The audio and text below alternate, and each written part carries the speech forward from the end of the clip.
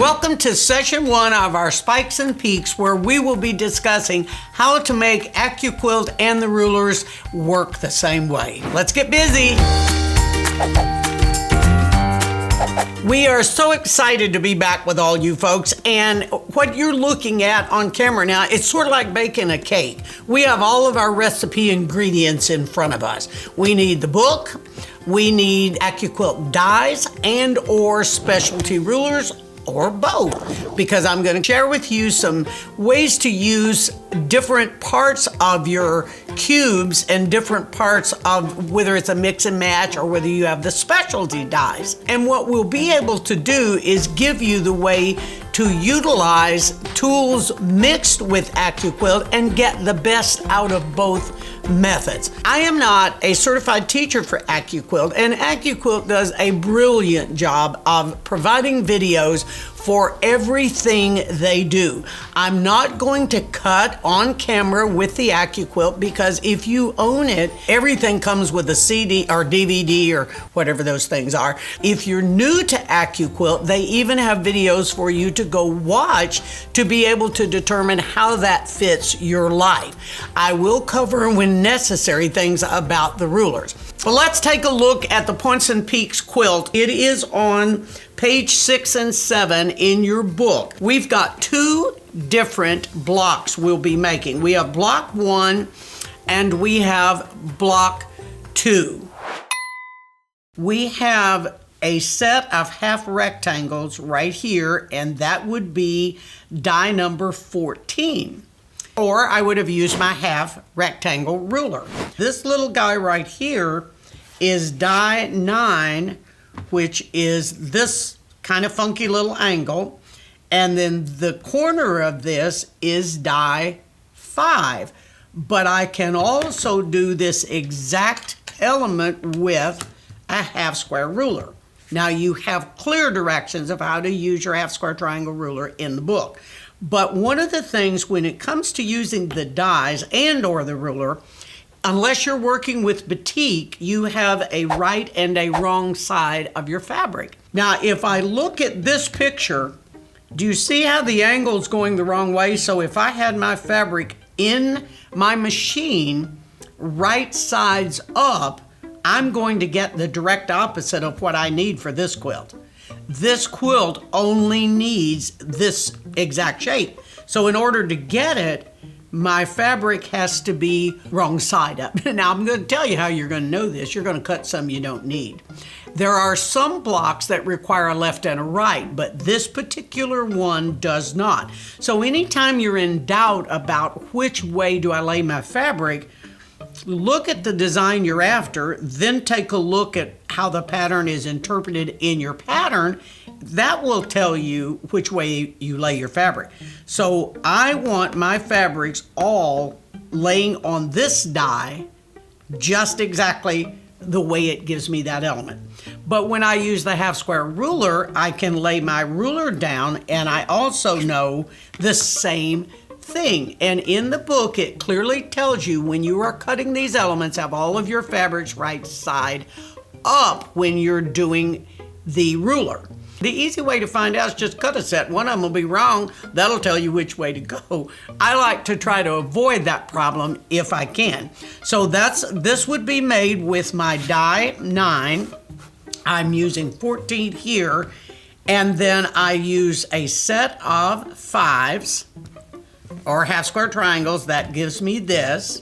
Every cube that you own has a die 1 and a die 2, all your mix and match cubes. So if this is 4, this is 2. If this is 6, this is 3, and on it goes. I recommend you make a block of number 1 and a block of number 2 to practice the technique. You can work your colors out later, but it's important that you understand how to build it. So I'm going to start with die 1 and a pair of die 14s and or a pair of half rectangle rulers as shown in the book. The Accuquilt die notches off differently than the ruler does. So they'll look a little bit different. So you'll see some that are blunted off on both ends. That's most likely a die. Then you'll see some that are not. That is most likely a ruler. One of the things I want you to be aware of is when I'm doing a demo like this, I don't worry so much about how perfect everything is going under the foot. I'm not using these elements anyhow. I am merely demoing these. So you see when we go to the machine with these 2 half rectangle units or our die 14 units, we have a light and a dark. You'll see that as we go into the machine where we've got to meet that little line, and then you also will notice that my fabric moves a little bit. Well, that's because I'm trying to stay out of the way of the camera, and when you're sewing, you don't have those same issues. So of course, if you look at it and go, okay, you're off a little bit, please be aware that we're demoing these to give you the way you go in and out of the machine. I prefer to take the light to the dark on this unit. And also, I prefer to clean up the corners of these units as they come out of the machine. I'm going to take those 2 little corners off. But you'll see that it's supposed to be a little bit wider because a lot of people think that's supposed to come to a crisp point, and it doesn't. It always has that little bit extra there, and that is what you're looking for. So now let's sew. I call it a long triangle. It's die number 9 and a die number 5. What you're wanting to do and you'll know real quick if that angle's going the other way that you have cut these with the wrong side. And again, you'll notice if it has 2 notches on die 5 or the half square triangle, it was cut with Accuquilt. If it has a flat top and a point, it was probably cut with the ruler. You'll see both of these. And I always go in with this flat top first or this top part, and so that way, I guess it wouldn't matter if you went the opposite way. One of the things that I will tell you to get these elements going back together, I recommend that you take your half square triangle to the long triangle. I'm finger pressing this back. Now I just need a plain square. Then I'm going to sew these 2 together and these 2 together. I have now made block 1. Block 2 uses the same half rectangle. It's got a pair of them, a light and a dark and a light and a dark. It uses 2 dark squares, 1 light square, and 2 half square triangle units. So I'm die 14, I'm die 5, and this is die 2. I recommend that you piece in vertical rows like this, because the way this block works is it will turn either direction once we have them made. So I would keep these, for the most part, I would try to keep these a little different, and you can fussy color this. You can spend hours of time trying to organize these so they build the 4-patch you want. I just make a bunch of them, and then when I got a bunch of them made, then I go back and build X number of these, because you need a set number of 1s and a set number of 2s. So let's sew one of these rows together. Now let's sew just a half square triangle, and then the only thing we'll do after we sew that is we have to join a square to our half rectangle. Times 2, and we've got this. And if you're making the quilt, I recommend you make the quantity of 1s and the quantity of 2s before you start trying to figure out where they're going to go, because half the fun in this is the rotation options you will have as we start to build it. So as you look at the pattern, you'll see that I sew this in 4-patch elements. I have 3 1s, but only 1 2, and that builds my corners. And then my centers are built of just 2s, but my outside elements are always built with 1s. Here would be my upper left-hand corner, and then here's the exact same thing, but when I want to mate these up, the rotation of a quarter of turn is what gives me my first 2 blocks in this layout. Then my 2 is going to come here, and then this would have to be another 1. So if this was my upper left-hand corner element, I would need 3 1s and 1 2. Now, if you enlarge this quilt, the only thing you have to do is keep in mind that the outside parameter is 1s, the inside is 2s. Now, right now I have purple on both of these, but if I had had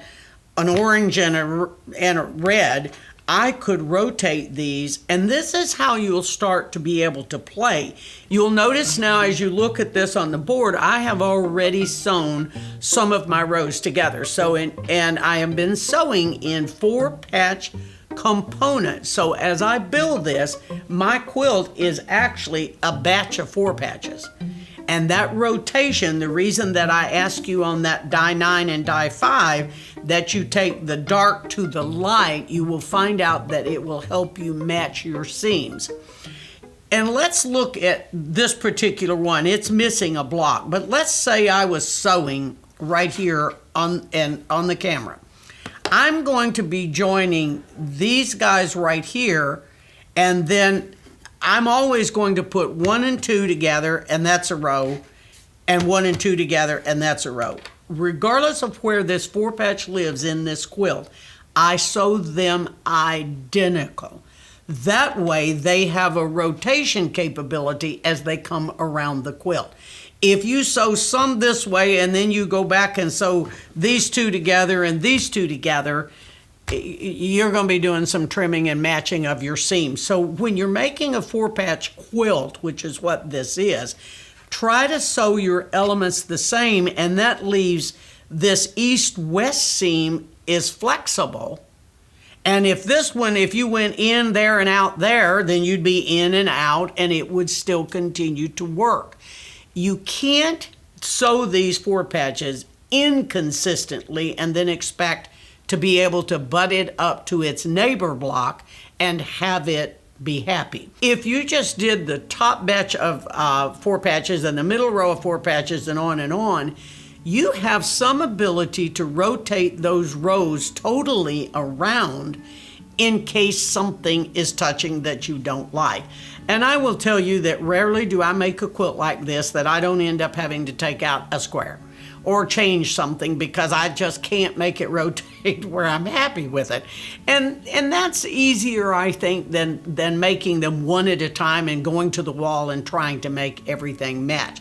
And you'll also notice I didn't press these blocks. I typically don't press them until they're in the 4-patch unit. Once they're in the 4-patch unit, I'm fine going to the iron, and many of you, because I'm not home watching you, you're going to do it anyhow. Just be careful over pressing these because there's a lot of points in this quilt that have to be happy. And don't be afraid if you have to rotate and make the seams oppose each other. It's not the end of the world. You just need to do a good hard press on it. Before we show you the finished quilt, I want you to see it sewn here. And I'm going to show you, this is a 1, and you can see that I lay it there. But in order to make it fit here, I rotate, and then I rotate, and if I come here, and that's that one, I have to rotate. So you have the ability to maneuver these 1s and 2s all over the place. So let's put a 1 there, and then let's put a 1 here. Now this right here has got to be a 2. So do you see how I can build my quilt, and with one more 1 in here, I would have had a 4-patch. But then this 4-patch would look a little different because it would have 2 2s and 2 1s. So if you study your diagram of the breakouts of the 1 and the 2, this will be very clear of how you're going to build it. I love the way this turned out. Now, as you look at it, you'll notice that my lights were, as I said, creams and ivories and white and a gray. The dark grays that I have in the 4 corners pops a little bit more than I actually wanted it to, and this is a little color study. Once I finished and was playing around with this, I thought, wait a minute. If I make that look like a design choice, it wouldn't be as obvious that I really should have probably not used that. So I put it in the four corners of the big die one and or the large square. So in the middle where I had my 4 twos come together, I actually used that color to create a design. And this is an option for you to really do some playing with color, and it just means when you make your block 2, you keep that color in the exact same position in block 2. Then you can build little surprise stars as you work your way down this. And that was my way of saying, okay, you probably shouldn't have used that dark gray. But, you know, I was excited to work with every color in that New Crescent Swirl collection, so I managed to make it work. But you could easily use one very busy cream ground in this, and as you look at the overall picture of the quilt, you'll see there's going to be things you go, oh, I wouldn't have done that. Well, then don't do that. For me, my goal here was to put all the elements in the quilt, and I am very pleased with the way it turned out. And my border is part of the Same Essential collection from Wilmington Prints, and it's a pattern called Bubble Up, and I love it. For those Accuquilt fans who have done the block of the month that I designed for Accuquilt, a lot of the stores are running this block of the month program. The Bubble Up is the fabric that I love so much as my main multicolored line, because I use mostly basics again in that. That is Points and Peaks from the book, which really is probably our most commented quilt in the entire book, because it has more really fun elements and it looks way more complex than it actually is to execute. Well, we hope you've enjoyed seeing some of these little tips on how to execute those elements that live in the block. And please give us your comments on the YouTube page, on Kaye England Publications, the Patchwork Staycation page. Be sure that you check all the links below. As long as you have liked and or subscribed, you're going to know when our new videos pop up. Next video, and we're going to work on Family Circle, which is on page 26. And the only reason I'm giving you this little tip is because you will also need to add die 13 and die 8. So we look forward to seeing all the things you're working on, and we will see you on the next video. Have a great time executing your Points and Peaks quilt. Bye-bye.